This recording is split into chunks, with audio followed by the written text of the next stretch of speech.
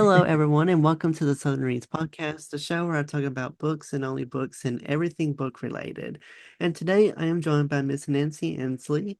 Nancy is an author, a legal nurse, hospice specialist, and a teacher.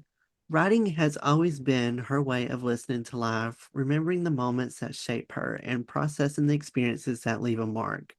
Over the years, she has written across multiple genres, including memoirs, literature and fiction, science fiction, mystery, thriller, action, as well as adventure and children's literature.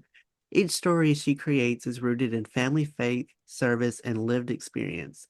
And her goal is to explore what it means to grow, preserve, and reflect on life through words.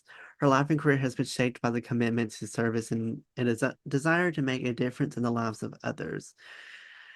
She writes because it is how she listens. She writes because it is how she remembers, and by grace, she will always keep writing. Writing has allowed her to reflect on life, family, faith, and the work she's devoted herself to. And it continues to be a source of clarity, insight, and creativity. And her goal is in sharing her work and her voice is to invite meaningful conversations, inspire reflection, and explore the depth of human experience, whether discussing the creative process, the intersection of professional experience and storytelling, or the ways we make sense of life through writing. So I'm excited to really hear Nancy's story today. Thank you so much for coming on the book podcast today. I'm really excited to have you on, and thank you so much for coming on today. Thank you so much, Noah. And hello, everyone that's listening. And I hope that you get something out of my story. So I just would like to kind of take things to the beginning. Share with me a little bit about what got you into writing and what was being a writer something that you were always passionate and was really wanting to do in life. Well, let me start when I was a little girl. My parents we had two children first and then children later in life.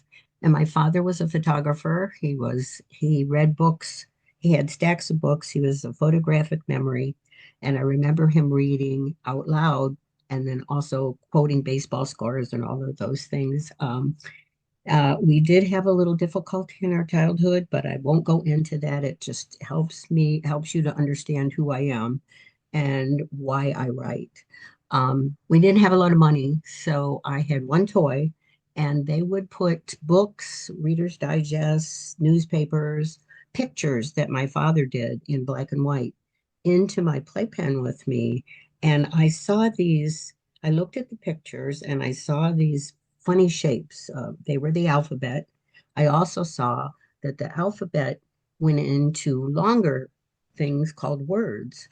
And so I would listen, not just hear, but I listen. I learned from a very early age that you can hear a lot of things. I can hear the storm going on outside. I can hear my dog trying to get into the room. I can hear my own voice. I can hear you, Noah. But to listen is really different. That means you invite yourself into that person's, whoever's talking to you or whatever's going on, and you ask questions. So I guess I talked very early in my childhood, and I also never slept. I I was a good kid, but I never needed much sleep, so I needed something to do. So when I wasn't tearing up the papers, I was looking at them. And then I would ask my mother, who was very kind. She had graduated from Juilliard School of Nursing, was a beautiful pianist and taught piano. And so she would sing to me, and I said, "What's that word? What's that word?" And she'd show me the word, and I'd put those letters in there. And before I was 5, I was reading. Not well, but I was reading. And my father, he'd put his paperbacks in there. And I remember him telling me the story. So I'd look for the words that told the story. So that got me away from being anxious, away from being not feeling like I was noticed. And some of the things that were going on outside in our house, I wanted to hide from. I used to hide in the closet when I was a little girl, and I didn't like that because I didn't have my papers, my words, my books. So I would come out and decided, probably when I was about 5 or 6 years old, that I would come and rescue.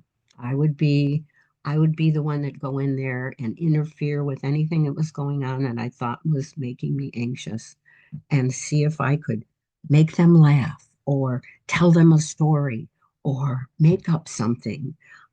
Even a fib, which made me go to confession often. Um, and we went to Catholic school. We had a very, very deep faith um, taught to us. And that has stayed with me all my life. There were parts of my life where I pushed that away, but I'll let you know about that. That helps to build who I am. So being a kind of a shy child and not thinking that anyone liked me, I would always, when I'd go to school, I'd ask the nuns if I could go to the board. And I could look at the board, and since I knew the letters and I knew the words, I would write stories, or if they say write everything with an S and a T, and I would do that. So I didn't have to look at the kids behind me. I thought maybe they were laughing at me or didn't like I had shabby clothes. We didn't have a lot of money. So that part of me that was the caretaker, that part of me that used words to kind of, I think, help me get through anything that I might be afraid of. I never wanted to run. I never wanted to run away. I always wanted to go to and be noticed and to make a difference. So that's kind of how I was built. That's how I started. The first actual thing I wrote that I can remember is a poem I wrote my mother when it was Mother's Day, and I was 7 or 8 years old. And it kind of tells the story about how I feel. And I have the poem here if you don't mind if I read it. Is that okay? Yeah, Oh, you're more than oh, welcome to read it. okay, thank you. Mom, you are my angel. Mom, you are my friend. Mom, don't ever leave me. I know you'll come back again. Mom, I'll always love you. I'll be good. I'll do the dishes and I'll cook the food. Mom, I love you always. I am here to be always, always near. So I kind of rhymed some things and learned that, and that made me feel good because she smiled, she gave me a hug, she played a song for me on her little piano. And I thought, oh, if I can make people happy by writing something, that would be really good. And they'd like me then. Even though it was hard for me to like me, I wanted other people to do that. So, so that was my first actual, and I kept it for a long, long time. We moved. We never owned a house, so we moved constantly. We moved because we couldn't pay the rent. We moved because the heat went off. We moved for a lot of reasons. My father worked for the government, and so we got moved often. When I was about 11, we left New Jersey, and we had two choices: go to Japan, or to this place called Toledo, Ohio. And I'd heard of Japan, but not Toledo. And I said, we can't go to Japan. My sister has big feet and they'll wrap them and it would hurt her. So my father had already decided we were going to go to Toledo. So we came out here, and in North Jersey, it's very hilly and beautiful, and you can see New York from across the bay. And when I came out here, it was very flat. All I saw was cornfields. And I said, I'll never stay here. I'm never going to stay here, I said to myself. But here I am in the area. We moved to Michigan about 20 years ago, and we're in Lower Michigan. So all through my grade school and high school, I never ever felt like I was worthy of having a friend. And but I loved being around people. So what I did was I volunteered to be in plays, and I wanted to be in plays where they would laugh. And so I could memorize words really well. I stayed up all night to know the whole scenario, what I was supposed to do. So I got to do that. And when I was on stage and I knew the words and the words made them laugh or made them cry, I thought, oh, that's amazing. I have some power. And so I learned that if something was in my head and I was thinking about something and I had a decision to make, or maybe I just had a thought, if you could see my office, it's papers everywhere. It's little things stuck on the windows. It's everywhere. When I get a thought, I write it down. And a lot of times when you write something down or you journal, um, it sounds a little different, especially if you put it away for a bit and then look at it.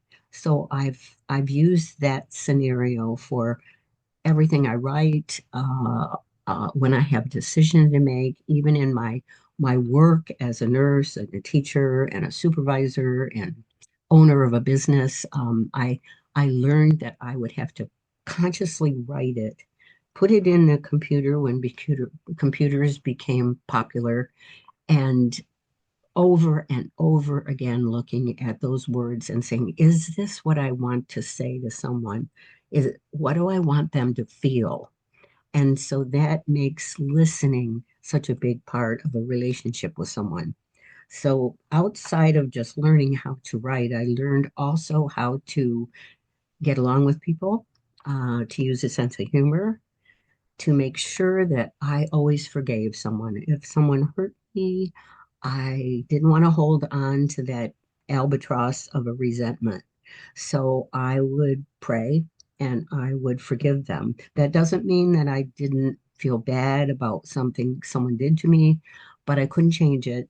And so listening, forgiveness, um, uh, just accepting life the way it comes to you and then writing about how you feel about it, it can help you make decisions that sometimes are very difficult to make. And I know that everybody, has a different way of looking at faith. Some people don't believe in a being, but they do believe in some kind of power, that there is a scientific power that stays no matter whether you're here or not here anymore. So I think there is something that goes on around us that can help us with making decisions and being the people we should be in our lives. So that's very, very powerful. Words are very powerful. I'm sure you agree, Noah. The power of a very short sentence sometimes can make all the difference in someone's life or a decision they have to make, or just to close down something that might be aggressive. Move away from it a little bit and say, I understand. I hear what you're saying. I understand what you're saying. It seems like I had the same experience. Would you like to hear it? And a lot of times they say, no, I want you to listen. And listening also encompasses looking at their body language, their expression, the tone of their voice, all of those things. So all of that has helped me, um, write books. The Tire Swing, which is my memoir, I started that probably when I was about 18 years old. Uh, I went to med school. I was going to be a physician because I thought people really listen to physicians. They're pretty powerful, and I loved taking care of people. So I went to Ohio State for 3 quarters. I had a scholarship, and my mother became very ill. So I came back to take care of her, and I lost my scholarship. So they were taking one more woman into nurses training, and I thought, well, I'll become a nurse, and then I'll make money so I can finish being a doctor, and then I'll be the kind of doctor that's really nice to the nurses because I understand what they go through. So but when I got into nurses training, I loved it. There I could make people laugh, make people cry, fix them, help them, help them with their pain, help them with their decisions, listen to them, look for things, help the doctors make a diagnosis. It was such a wonder. It has been a wonderful profession. I say to all the nurses, and they all agree with me, even when you retire, a nurse is always a nurse. I get people asking me all kinds of questions they call and ask. I do some counseling for women with addiction, alcoholism, mental illness, which I love. I love listening to people's stories. Everyone has a story. There isn't anyone here on earth that doesn't have a story. And that doesn't mean you have to have it published, but telling your story to other people sometimes can really, really help them with them. They're going through something that's similar that you went through, and how did you get through it? So, all of that. So, the tire swing was called the closet. The reason it was the closet, because when I was a little girl, I would hide in the closet, and I just didn't like it in there. I wasn't able to read. There were no lights, and I wanted to know what was going outside of the closet and why I was hiding. So I changed that to the tire swing because we spent a lot of time with my grandmother, who was from Hungary when we were in Jersey, and she had a tire swing in her yard. And because I missed my parents when they were gone, a lot of times we were left with my grandma.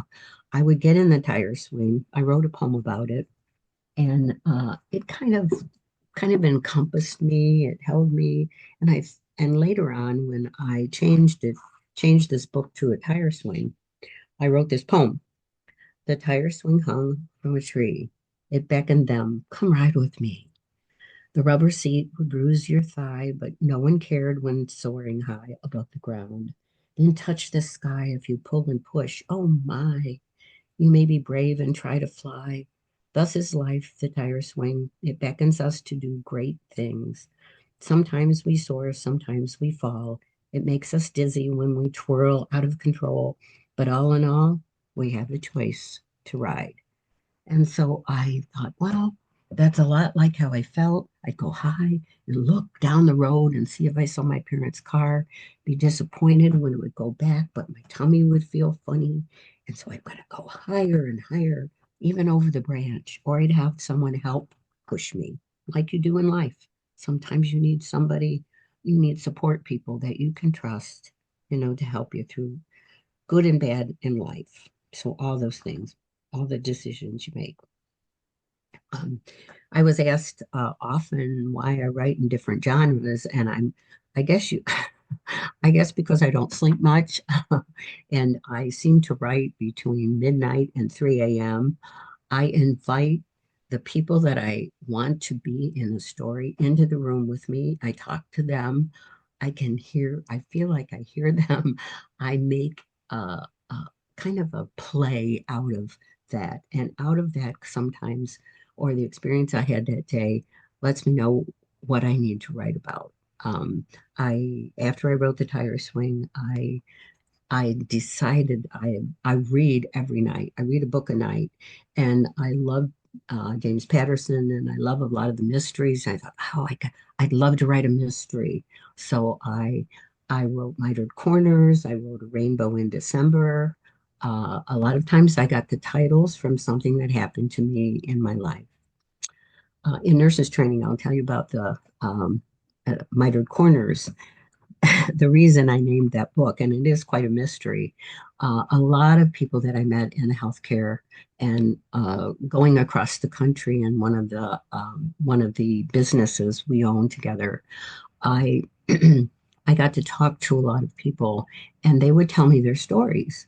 And I thought, can I asked a lot of people and a lot of people that were my cohorts in working if I could use their stories and tell and put it into a fictional book. And they said, "Oh, absolutely, tell our story." And there were some amazing stories. One was about a murder. It was really scary that happened to a hospital near us.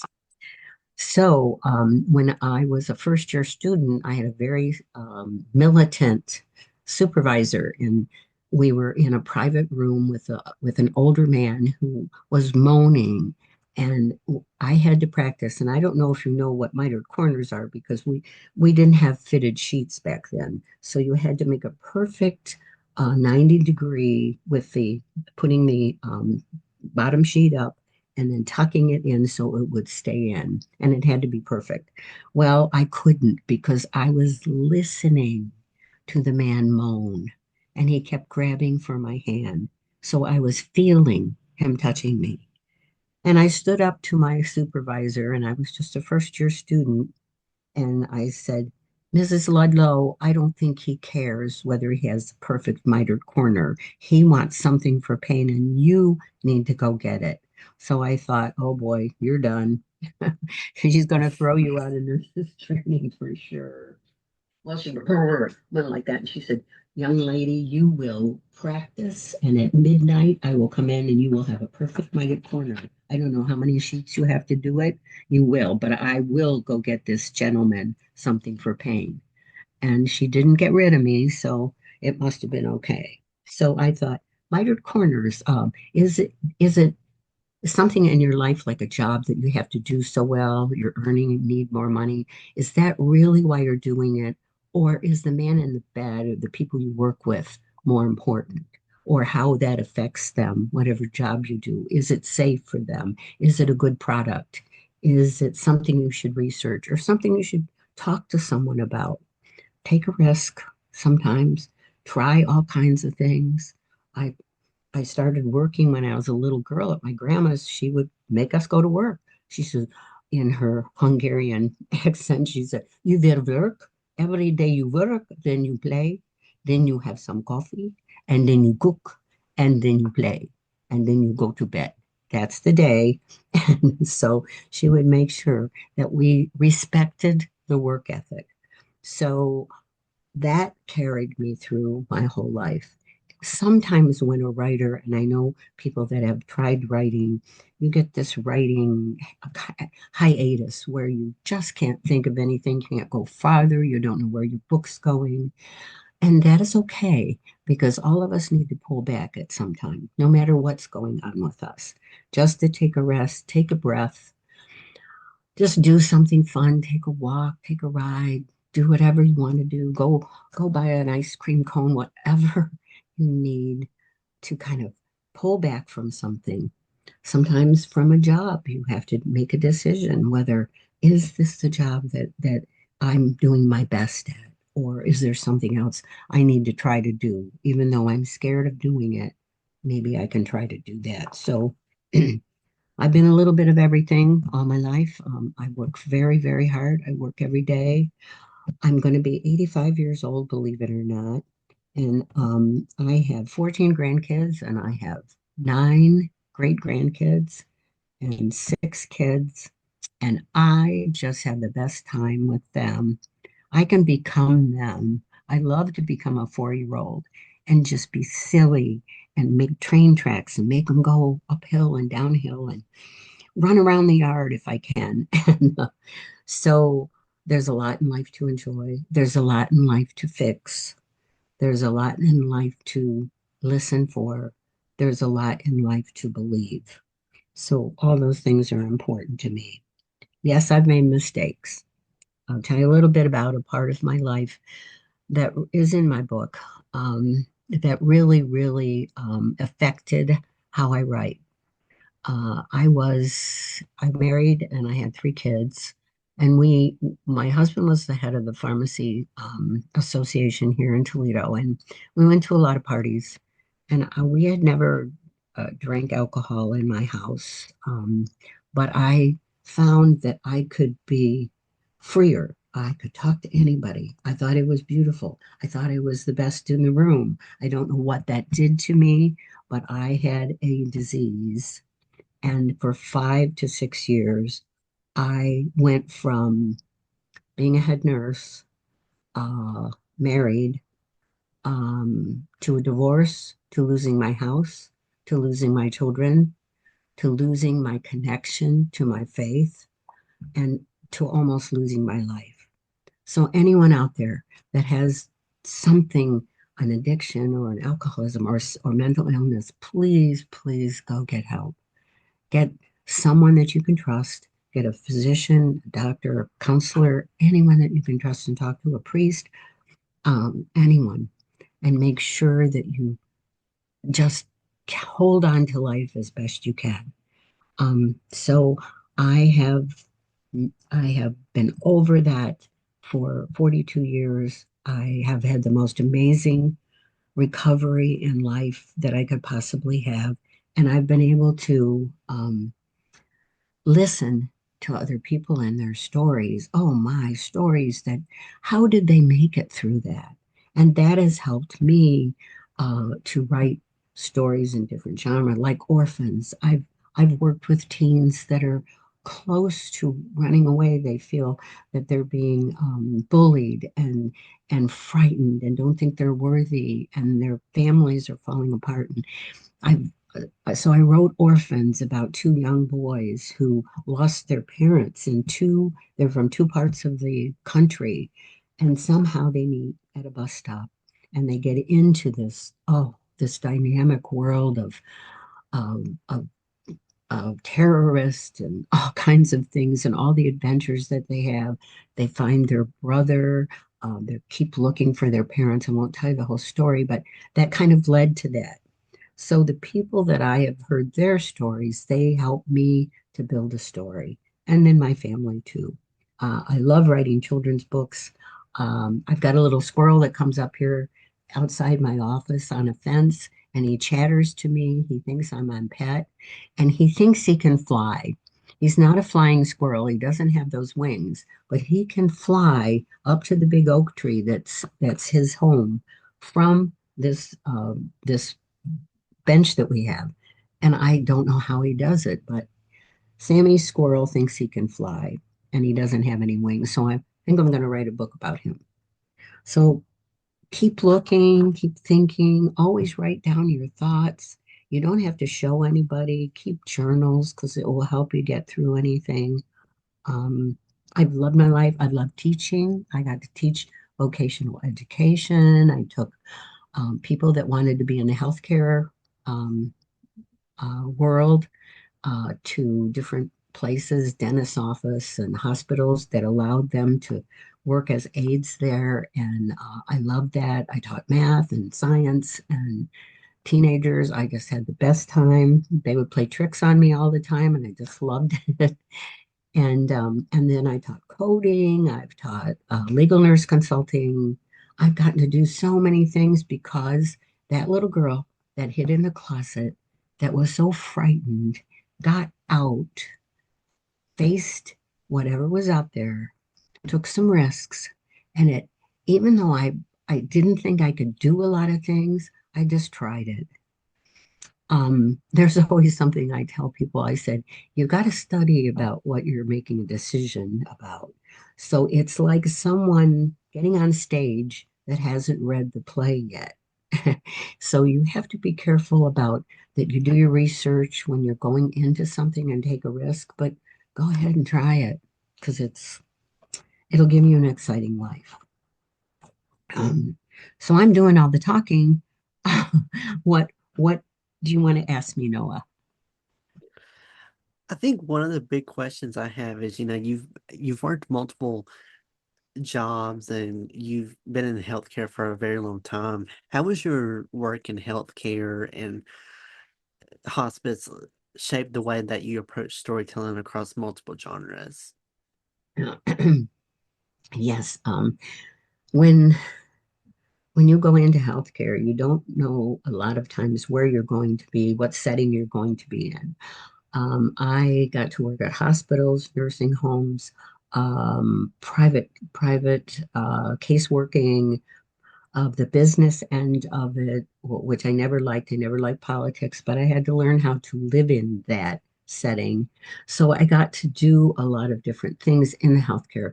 But the one thing that I knew was so important was to observe and to look and listen. Listen to the patient's breathing, listen to how they the dynamics with their family or friends, or if they have no one to come and see them. Take your time with people. It's very important. Always have to have a plan. Make sure that you're documenting things appropriately. That's very important. So the documentation side came with me when I'm writing stories. Very, very important how I put things together so that I hope that you understand what I'm trying to tell you. That was very, very important part. And loving your patients. You can get patients that are very hard to take care of. They're very, very ill, or they're very, very angry, or they're very frightened. So you have to kind of steel yourself and still be loving at the same time so that you don't get so involved with the patient that you're feeling the same way they do. even though you empathizing with what's going on with them. I was asked after working on orthopedics and neurology if I would want to be a supervisor, and I thought, I no, no, I'm a really good follower. I just want to be a follower the rest of my life. And they said, no, no, we need you to be head nurse on neurology. And I thought, oh my goodness, I can't tell people what to do. And that helped me, though. I took the risk. I said, okay, you must want me for a reason. Got to be out there somewhere. I guess I got to find out what it is. And so I had to learn to manage different people, how they got along with each other. Are they going to get the job done? Because you are responsible for people's lives. You give them medications, you give them treatments, you have to write orders, you have to uh, fulfill orders, you have to deal with, on an average, 35 healthcare workers for each patient at a time. That's about it. Pharmacists, technicians, doctors, lawyers sometimes, all kinds of people. So I got to do that. I was asked to, I had a consulting business with another woman who was a business person. And I really wasn't set up to be a business person. So I had to learn the dynamics of uh, spreadsheets, finances, politics, um, ordering, all kinds of things. So we had a business together, and one of the consultants that we did was with hospice. I had seen some patients, newer patients, and I did know a physician who was the head of all the hospice uh, was just beginning in Toledo area. And so I talked to her a lot about what her goals were and what she felt in hospice. So when we did a consult and I was a compliance officer, I went into Hospice of Northwest Ohio, which was a big one here and a very successful one. And I learned about the rules and regulations that you have to document appropriately so that Medicare does pay for the hospice services. And that includes social worker, physicians, nurses aides, technicians, all kinds of things, even the ambulances that take them back and forth if they have to go to the hospital. What I learned from hospice is dying is a part of life. We all are going to do that unless they have some magical thing that we become a robot. But dying is part of life. And so I learned that there's a beautiful part of that part of when you're starting to transcend from this life to whatever other life there is. All different religions believe in death in a whole different way. One thing that is consistent is that the energy, the electrical energy that we produce in our bodies never goes away. It goes somewhere. Whether you think it goes into another person, out in the air, into a tree, I don't know. But I would see magical things. And my faith at that time, I needed it so badly, that came back in just in a roar. And I volunteered since I was compliance officer. They didn't really like me hanging around. I had to do audits and I tell them how to, all about the rules. It was all about that, policies and procedures. But I said, would you let me work as an aide at night so I see what it's like to take care of patients that are in hospice? And there is a point in time where the patient appears not to be here. They're breathing irregularly. They haven't eaten maybe for days. It isn't good to eat when you're slowly parting from this world because you don't digest the food. A lot of people just say, he hasn't eaten, he has to eat, he has to eat, I want him to eat. And you usually don't need it as you're dying. And it makes them very uncomfortable so to try to make them eat. So but they feel you, they feel your touch, and they can hear you. They may not be able to respond, but they can hear you. So tell them a story. Here's an instance. A friend of mine, she was in A Penny for Your Thoughts is what I wrote a book about her. She was in in the show business when she was a little girl and older. And so she was dying in hospice, and I got to take care of her. And I was kneeling with her son on the bed, and it's during the transition when you're being pulled towards your life here and pulled to another life or wherever you go, dimension after you die or as you're dying. That's not a conscious thing. But if someone gives the patient, a permission to go, there seems to be a relaxation and ability for that person to go. And sometimes they want wait for someone in the room to leave before they die. I've seen that happen. Well, Muriel, who was this friend of mine, she was dying. It was her son was crying, I was crying, and there was a little TV up there and had kind of sports on it, and baseball was up there, and she was a baseball fan, and so we kind of turned it up a little bit so she could hear it, and she was taking her last breath, and we were just holding on to her and telling her we loved her, and it's okay to go. We kept telling her that, and so she sat up, opened her eyes, and she said, "I'm watching the baseball game." Took two breaths, smiled, and passed away. I've just seen so many miracles in hospice. So, touching, listening, being there with someone, holding them, holding their hand, telling them a story, even though it seems like they don't hear it, I think the hearing is still there. And sometimes there is a reaction to it. So it is a sad but beautiful part of life. And in hospice, also, they have all kinds of counseling for the families, especially if there's a child that's passing away. Um, just, just amazing services. Social workers, chaplains, whatever you need. We took a fellow who had Lou Gehrig's disease, which is paralysis from your neck down. And he was in his 40s, had a 10-year-old daughter, and he used to run a fishing boat.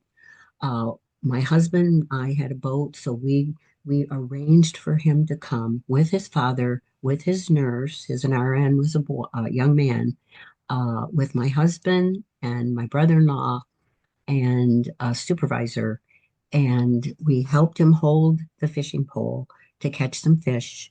Took it back to hospice, cooked it the way he loved it, and they fed it to him that night. And he was so happy, smiling. He couldn't talk anymore, but he typed. I think he was able with a special machine to type, "Thank you, bless you," for doing that for him. And he passed away 2 weeks after that. But the little girl knew she had been out with us on the boat when we took him fishing, and she said, "Thank you for making my daddy smile." And it was a beautiful part of my profession. I have a great respect for everyone that works in that, everyone that works in healthcare, from the doctors, from the cleaning people. What a way to serve others. Sometimes we grumble about it. Yes, sometimes we're so tired we don't know if we can stand up anymore. But there is so much good in it. And I say to anyone that's out there that works in the healthcare field that bless you for what you do, because you never know where just you've made a huge impression on someone or saved their life. You could have easily done that too. So yes, I have been very, very blessed. I've gotten to do almost everything in healthcare. I've started businesses. I had a compression business, compression hose. We would set up practices. We design practices for doctors. I got to give speeches to all over the country. I was scared to death, but I got to do it. And it then became part of everything I wrote, because all those memories I had down on pieces of paper and things I collected and books that I had read. I have lists and lists of books that I've read. Some are better than others, but still, there's always something to get out of those. I love mysteries. I love romance. And I love the 18th century. So my goal before I take my moment in hospice is to write a trilogy about stories in the 18th century. Something about it. I don't know if I was there once in another life, but I love it. I love the clothes. I love how women kind of had a back stance, powerful in a way, but it really didn't look like that. So that's going to be my big hurrah if I get to do that. And I'm working on five more books. I've published eight, nine, eight. Yes. Huh. What more can I tell you? Just so very blessed. I got to teach high school. It was so much fun, and they taught me more than I probably taught them. So listen to your kids, even if they don't want to talk to you when they're teenagers. Just say, I know you're looking kind of sad today. You got anything on your mind you'd like to talk about? And they'd say no, but kind of keep watching them, and at least you open the door, and maybe they'll talk to you. So that's affected how I write. One last thing that we'll kind of end on because we'll have to wrap up here in just a few minutes. But Uh-huh. when people hear your stories and they read your books, what ways do you hope that your stories inspire or impact your readers, and what do you want audiences to take away from your work? Okay. Read if you can, or have someone read to you. You just never know where that's going to come back to you when you need it. Uh, really listen to people when they talk to you. Even if you don't like the person, you always can get something. And active listening is very important. Don't always, I know AI is very important and it's amazing how it's grown, but get out of that sometimes. Listen to your friends, be there for them as much as you can. Always forgive. Just forgive. It's easy. It's easier to throw resentments off your plate and just move on. Just forgive as much as you can. Write down how you feel. Journal when you can, or dictate, or find someone to talk to. Really important to do that. Everyone has a story, so you never know. And there are ways to publish your story. Yes, you can self-publish, but you have to be careful in the self-publishing world that you don't hook up with something that's going to cost you lots of money and you get no return. It, people in a publishing field, especially in traditional publishing, get thousands and thousands of things called queries, and which we're trying to sell their story. So it is a very difficult place. Save your money because you're going to need a little bit money if you really do want to start your manuscript. I do ghostwriting, and which is little. It's a helping someone to put their story together that has never written anything before. So I'm working on a man that, oh my goodness, he has a history that could be 1,000 pages. So I'm trying to get it into a story of a book. What a story he has, but he could only talk about it. He couldn't write it. So try it. There are things on the web that you can look up. Legacy.com is one area where they'll publish your manuscript, edit it, and it costs not very much at all. You don't get the ability to sell things and things like that, but it's a start, and it's something that you can have for your family. You always kind of want to leave a legacy for your family. Um, Laugh a lot.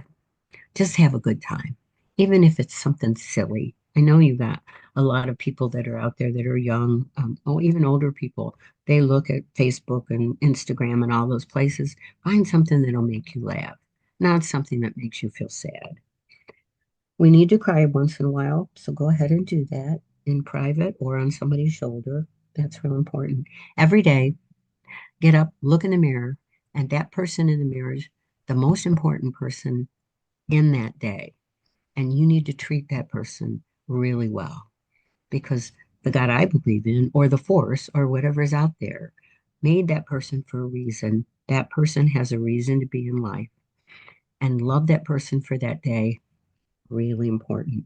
Always be careful when you are trying to submit a manuscript that you have a good company, that the company has a good background, that you really are careful of and read the contract. If they give you a contract, read every word in that contract. What you don't understand, find somebody in law that can that can read it to you. Make sure that you're careful because I have been in positions where I've lost a fair amount of money not being knowledgeable in the business of publishing. So be careful there and just have a good day. I hope one day at a time. That's my speech. Well, Nancy, thank you so much for taking time out of your schedule to come on the podcast today to share your story and everything. For people that would like to check your books out, they would love to follow you on your journey. Where can they go to learn more information about you and to find your books and support you and follow you? Okay, I am on social media. I have a website, a very new one. Hopefully soon my husband and I will have a video in there so you can see us. It's www dot Nancy Jason Ensley. That's all one word. That's my three names.com. And when you go on that website, you'll see all my books, a little summary of the book, a little summary about me, younger pictures of me, which I make sure I did, and also links to Facebook, Instagram, all the places that you can get our books. They are on Amazon, they're on Barnes and Nobles, they're in Goodreads, they're on all of those areas. And I'm just getting my Library Congress numbers, so hopefully we'll be in bookstores. And I am very open to book clubs, to speak with you, to bring my books and so that you can see them, all of that. And there may be a borrowing area on the website soon when as we develop it as it goes along. That's my contact. And I will put all this information in the description box below so that if you are interested in learning more about Nancy, the website, her socials will be down there for you guys to find. Feel free to follow the podcast on the socials. You can follow me on Instagram and TikTok at southern.reads.